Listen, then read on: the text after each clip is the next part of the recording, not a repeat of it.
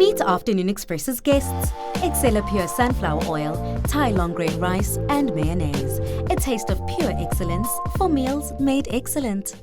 Welcome back to Afternoon Express, where we are cooking up nothing but pure excellence within our kitchen. And on that note, Karen was a real inspiration. So we want you to spice up your winter with this fragrant and delicious one-pot chicken biryani. Add some boiled eggs and some sambals, and you have a scrumptious meal for the entire family. A taste of pure excellence. Now, if you have what it takes to create a great dish using Excella, then enter the Excella Young Chef competition. Go onto our social media pages and get the link to enter. This is what it's all about. It's all about, those young chefs who've always believed that they've got what it takes to be the next best chef. This is it. This is your opportunity to shine and show us what you're made of. Well, Tumi, show me what you're made of. Because one thing about me being born and raised in Durban, I know a good biryani. You do? Chicken, beef, lamb, we all about it. But today you went to with one of my favorite cuts of meats, which is chicken. Chicken. So before we start, may I ask you just to pass me the Excella sunflower oil, because that's in essence going to be the base of our dish. This is what we're going to be putting this whole delicious biryani together with. And as you know, because of the fact that it has such a neutral taste, you don't even have to worry. It in essence just enhances whatever it is that you're making because of the fact that it's odorless. It is such an encouraging dish to make because of the fact that it uses a lot of ingredients. If we're going to be making a biryani, you also want to make sure you layer it. So Sizotala, we've added our Excella sunflower oil into our pot, and then we're going to start with our whole spices. And today we're going to be using some star anise.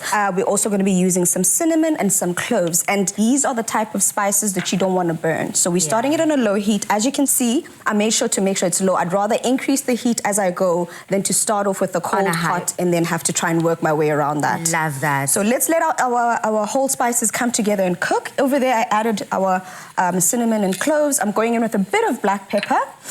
And then we're going in with some cardamom. And I know a lot of people are on some, but I don't like the fact that I bite into a piece of cardamom. You know what I do? I count the amount of cardamom I put in there.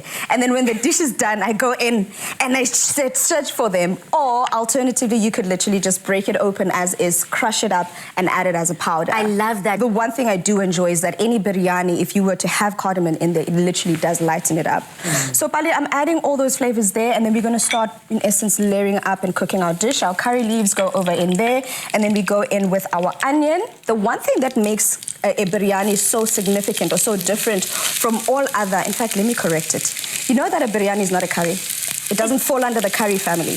Because I would think that we're simply making a curry and blending it into the rice to coat the rice with that curry, and then it becomes a biryani. It is not. I actually did an investigation because of the difference. One of the significant things about a biryani is making sure that your onions are nice and golden brown. Okay. Two, another thing that makes it different is the fact that the meat is normally marinated beforehand. So what they do is you take your meat, add in whatever flavors or spices that you want to use. For instance, today we've got some chili powder, we've got some cumin and coriander, we've also got some turmeric. People would layer that all together and marinate the meat. Gets put into the fridge, and then once we cook it, the meat has already been marinated with those flavors. So it is an important part to put in. I just wanted to bake everything down so you can know which spices I actually have in there.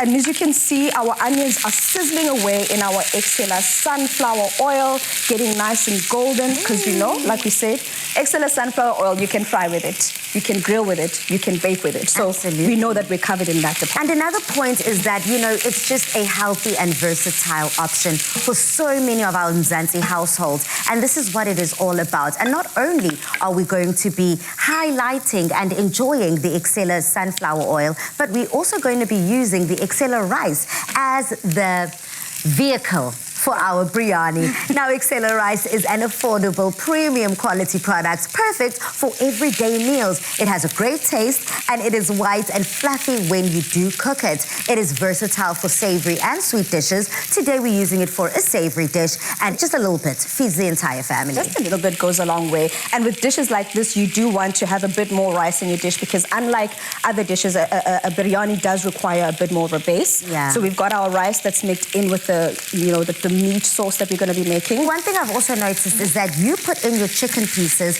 without any spices. Correct. And without any salt. I mean, for myself, I love to do that beforehand and then add it in. Why? So the reason I've done that is because I want to sort of sear our meat first, and as we sear it, then we're going to start layering those flavors, because it is going to sit in those flavors and cook. So as it cooks, it absorbs all those flavors. So you don't have to worry now. I'm going to start adding our babies in there. I'm going in with some coriander, going in with our cumino.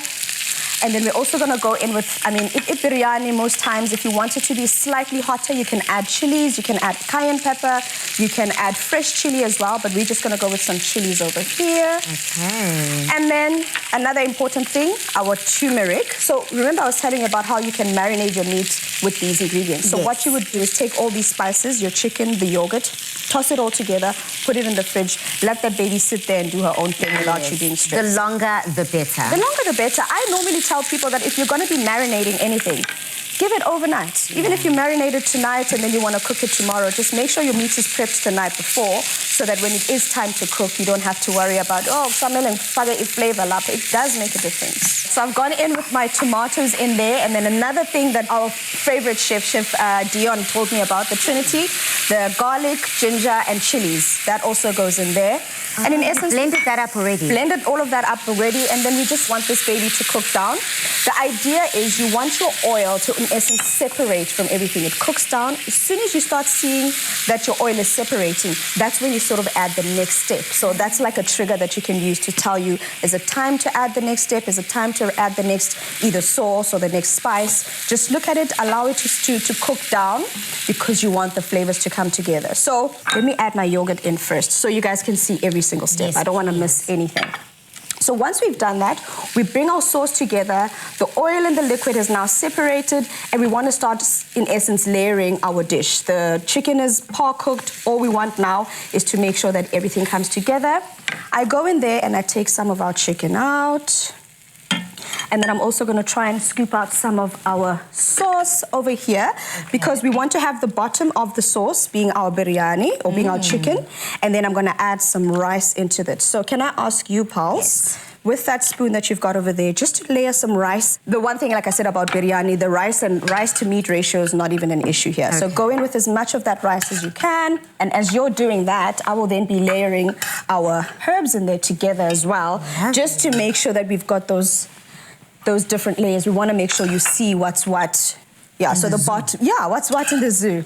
And then as you do that, another thing that makes a biryani so signature is that yellow color that you have. So if you've got saffron, in this instance, we're going to add just a little bit of it, and then I'll add the remainder on the top, because it's got that yellow punchy color that you get, right? Yeah. It's because of the saffron. If you don't have saffron, I'm guessing turmeric would also work. But it doesn't really have to have all those ingredients.